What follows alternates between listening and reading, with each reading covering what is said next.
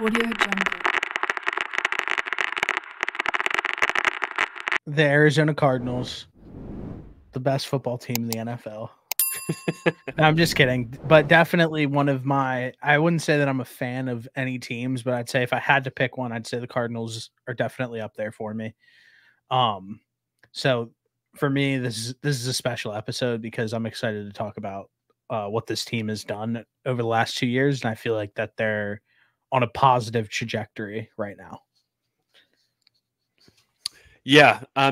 Once they got K1 back towards the end of last season, we started to see things turn around for them, at least offensively.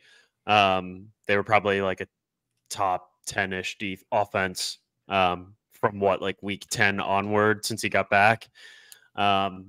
Defense still is a huge question mark, but it's good that they have K1 back and healthy to start this season.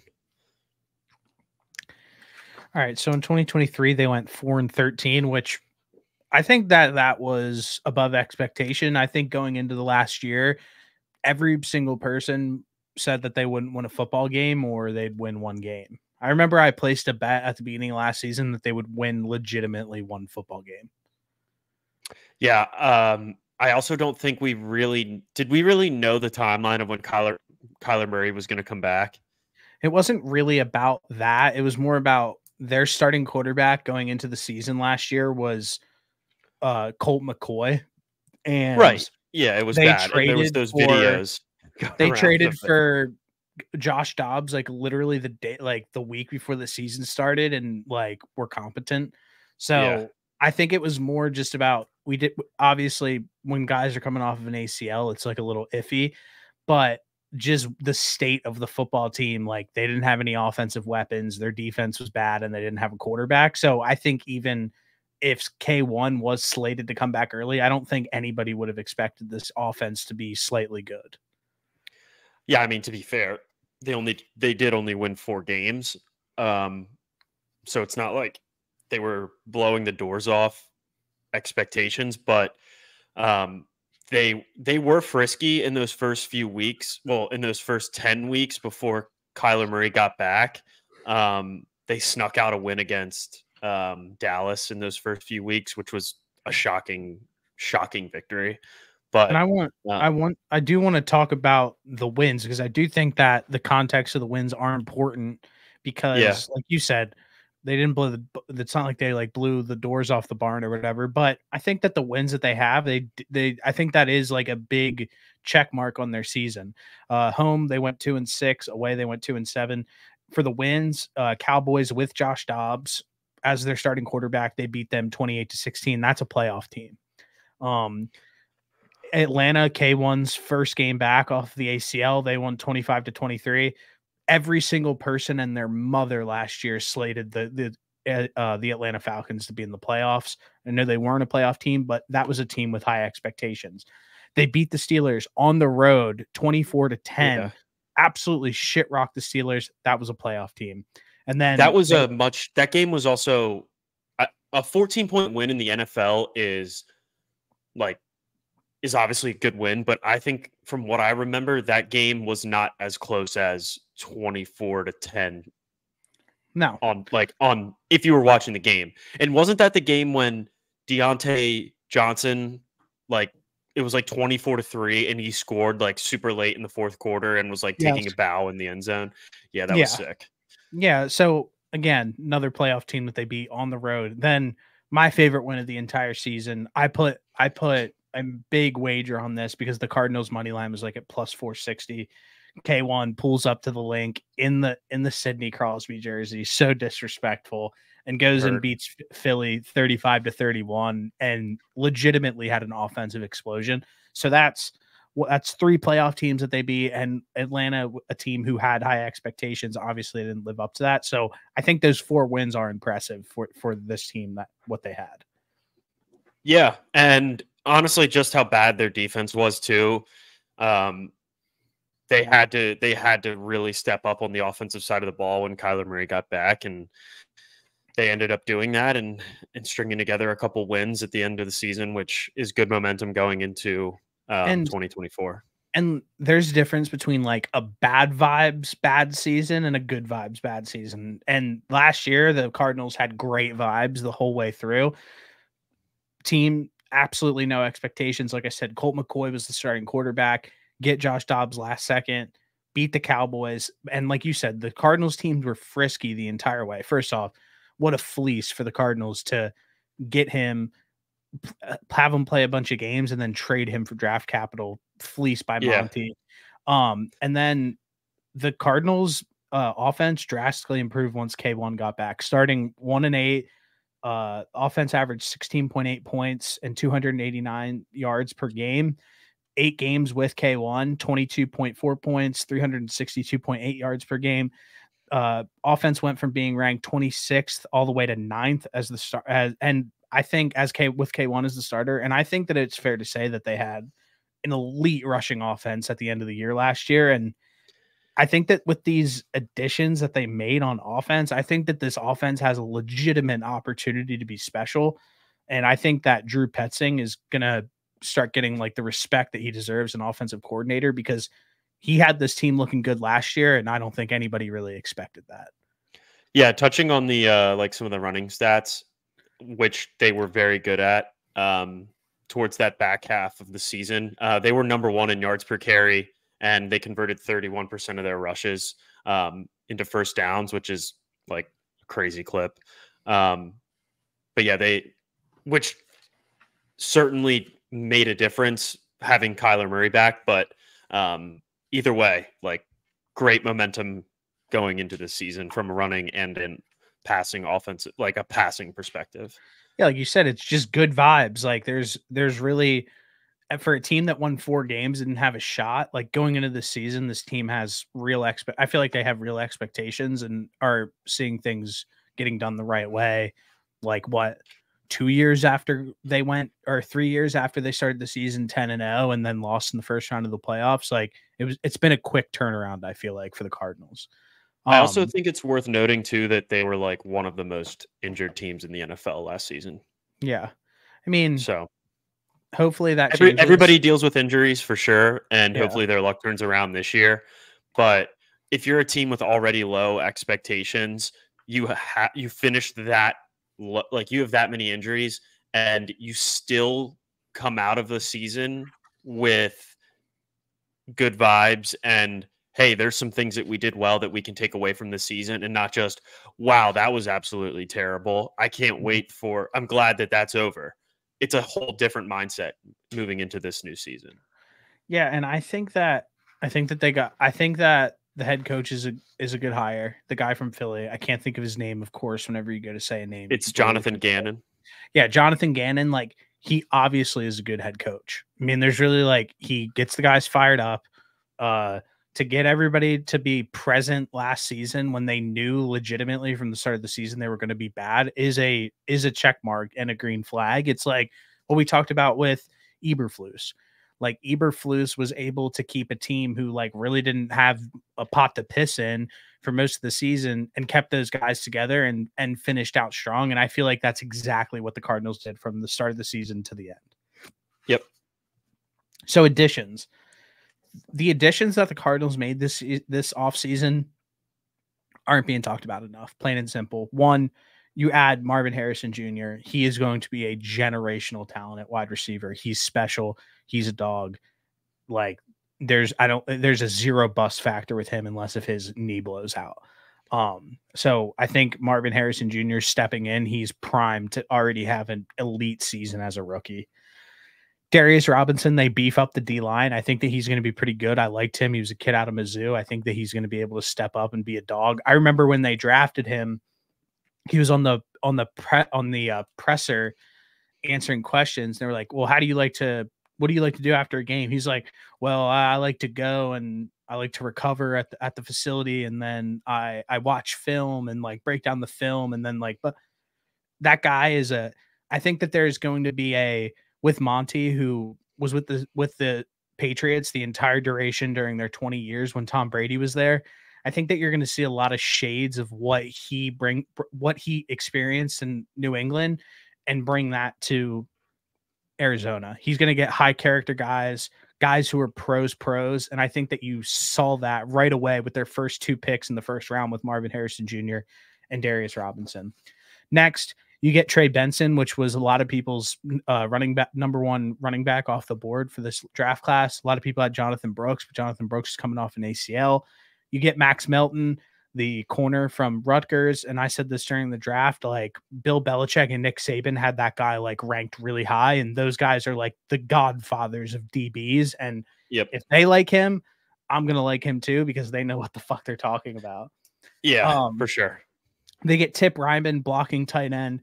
You sign Zay Jones. I know he's been hurt over the past few years, but he has sure hands and could slot into that third wide receiver role for them. Sean Murphy Bunting at corner, Jonah Williams to add to the O-line, a tackle, and then I don't know if you have any more additions that you want to add, but they did lose BJ Ojulari, their edge rusher, to an ACL, who I think was going to have a big year too, and it absolutely hurt to hear that he tore his ACL. Yeah, that's unfortunate, but you covered all the guys that they added besides the Riddler at backup quarterback. Oh yeah. So what do you think? So what is your opinion of the additions that the Cardinals made? Because I'm fired up about it. I think that they're nasty, and I feel like a team who had success with the core group of guys that they had last year from an offensive perspective, adding Marvin Harrison Jr., Zay Jones, Trey Benson, somebody else on the offensive line. I feel like those are just all up, like a step up from where they were last year. Yeah, so it looks like the starting offense is going to be obviously K1 at QB, James Conner at running back, and then it's going to be Marvin Harrison Jr., Zay Jones, and Mac Wilson as the starting 3 wide receivers. Michael Wilson at the 3 starting receivers with Trey McBride at tight end. I mean, I love Marvin Harrison Jr. I already took him to have over 1,000 receiving yards this season. So I'm a guy I'm very high on him.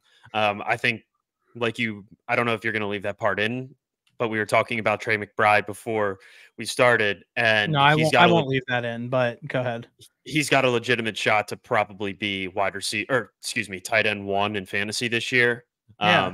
He really turned up at the once K1 came back at the end of the season last year. So definitely a positive guy to have as like a safety valve basically for Kyler Murray coming back. So I like those 2 guys. I'm not really sure what to think about Zay Jones. I don't think I don't know. I think it's going to come down to, can you get Marvin Harrison has to absolutely go out there, be number 1 guy. And there's no worries about him realistically in my mind. And I feel much better about this offense than I do anything else on this team. So I'm not really concerned about that. As long as Kyler Murray stays healthy, then I think they'll be fine. My biggest concern is honestly this defense. Yeah, I think that's fair. I want to go back to the offense real quick. Sorry, because the offense is something that I feel like needs to be talked about. Like, one, you're asking Zay Jones to be wide receiver 3. I think people are really sleeping on what Michael Wilson can be. Michael Wilson's actually really good. And also you have Trey McBride's a bona fide receiving tight end. And I think that you can kind of read the tea leaves. You draft Tip Ryman out of Syracuse, who's a bona fide blocking tight end. And I think that kind of gives you everything that you need to know of what they're going to try to transition Trey McBride into, not being so worried about him being that on every blocking down. You have somebody that can switch out for him. And lastly, I think that the Trey McBride finishing as tight end 1 is I feel like not that many people are talking about what he did last season with the receptions, the route tree that he ran. Like, I saw something from PFF where they do the next gen stats of all of the routes that he ran. That dude is running all over the field. They utilize him extremely well. He's really athletic and has great hands. And with a whole season now with K1, they had half of a season last year, a full off season, and now a full season. I just feel like he's really going to take that next step. And lastly, the one thing that I think that we can guarantee is that James Conner is going to miss some time. And yeah, Probably. But they got a legitimate backup with Trey Benson, who I think is, after this season, he'll be their number one running back. So I even think that if the running back health becomes an issue, I think that they're in a position where they won't have much of a fall off. But like you said, you have major concerns about this defense. I think that the first thing I'm going to say, and then you can say what you need to is, what is Jonathan Gannon capable of doing with this group of guys? Can he get this group of guys to play above expectation? Because if he can, I think that they could be in a decent spot. What do you think? I just wanted to touch on Trey McBride's stats a little bit last year. So Kyler Murray got back versus Atlanta, I believe. Yes. Even before that game, when they played Baltimore, he had 10 catches for 95 yards and a touchdown.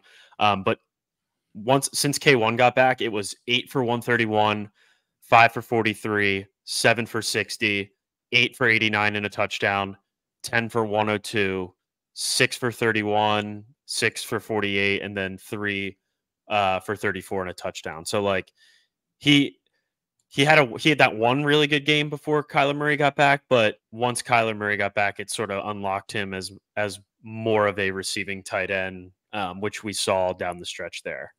But as far as the defense goes, honestly, I don't know how much better they can possibly get. I think they did the best that they possibly could, like to bring in some better players on the defensive side of the ball. I think bringing in Sean Murphy-Bunting was a good move. And I think they drafted Darius Robinson and Max Melton. I think both of those guys are going to make an immediate impact. But it's just a matter of, can they be a little bit better than last year? It's not like they're going to come in and be complete world changers right away. But if you can get anything better than last year, it's a step in the right direction for this Cardinals defense. That's just how bad they were. I think you're sleeping on this team a little bit, honestly. And I'm not just saying that because I like them. I think Budda Baker and Jalen Thompson are legitimately a great safety duo. You get Sean Murphy-Bunting. I'm not saying that Sean Murphy-Bunting's a world beater, but can he be better than who they had last year? I think yes. Max Melton, if he can step in and make an impact, that secondary is decent. Like, that's not like anything to snub your nose at. I'm not worried about the secondary as much. I think those guys are going to be fine. Stopping the run is going to be was a severe issue last year, and that's something that has to get better this season. Yeah, and I agree, and I think that they addressed that in the draft. I mean, you drafted Darius Robinson in the first round. That's like what you drafted him to go and do, is to beef up that D line and to shore up the run game a little bit more. But do you think that Gannon is able to get the best out of this group of guys, or do you think that he's not who he says he is? Because that's kind of where I'm at with it. Like, regardless of personnel, I think the personnel's okay. I'm not saying it's elite, but like, can he get these guys to play above expectation on the defensive side of the ball? I mean, going back to the year before he left Philadelphia, like the year that he left Philadelphia, like that Philly defense was incredible. And they also had talent. They had like really good talent all over the field. I think for what the Cardinals did last year, it wasn't like, obviously it wasn't great, but like we said before, they were very frisky throughout the entire season. And I think the bar isn't very high for this Cardinals defense, but I mean, if there is somebody that can rally the troops, it seems like it's going to be Gannon. I mean, it seems like they went out there and were grinding every week for that guy.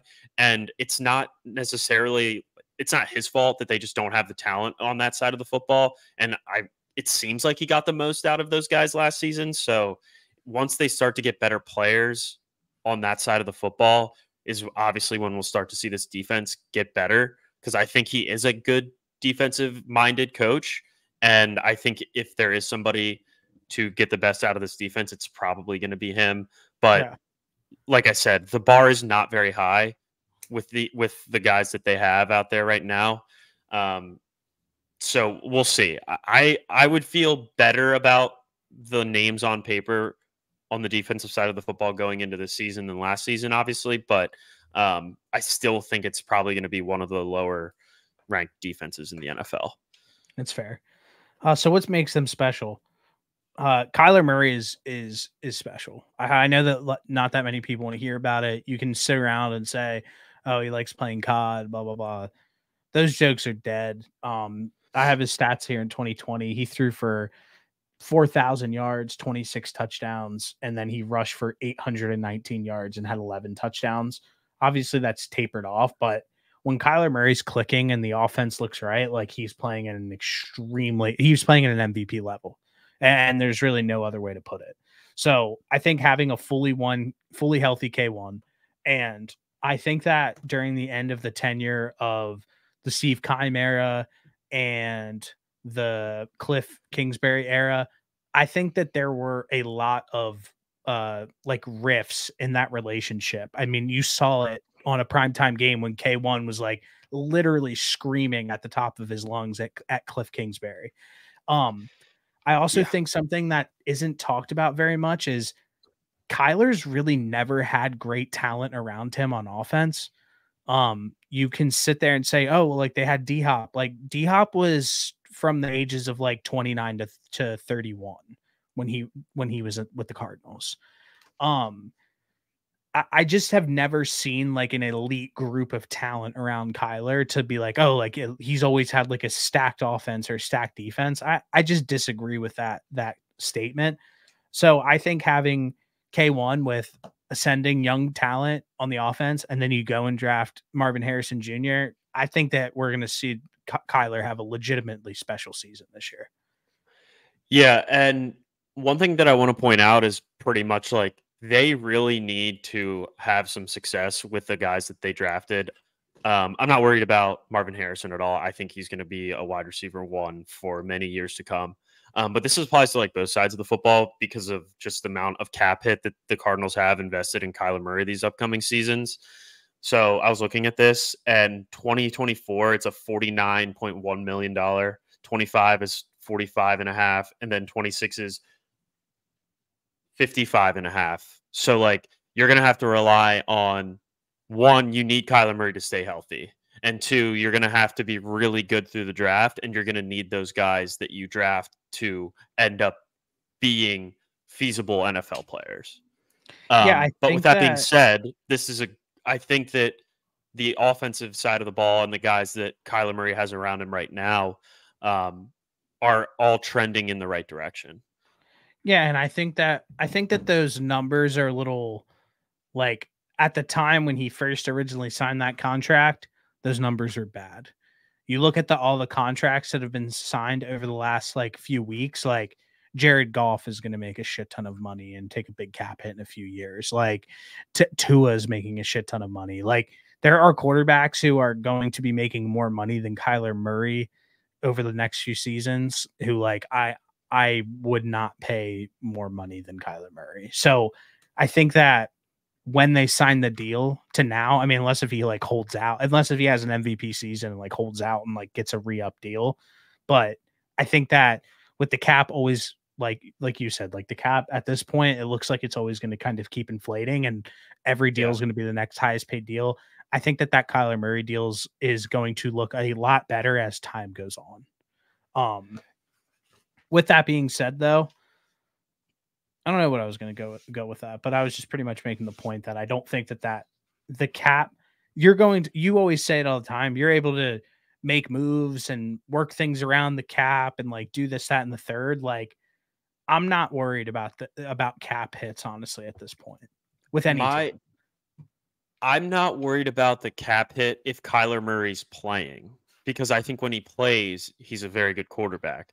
My issue with him is just staying healthy. Well, yeah, I mean, so like, but that's obviously goes with any quarterback, but he has had injury history. So that's obviously the only like thing that I don't think he's ever had in the back of my head.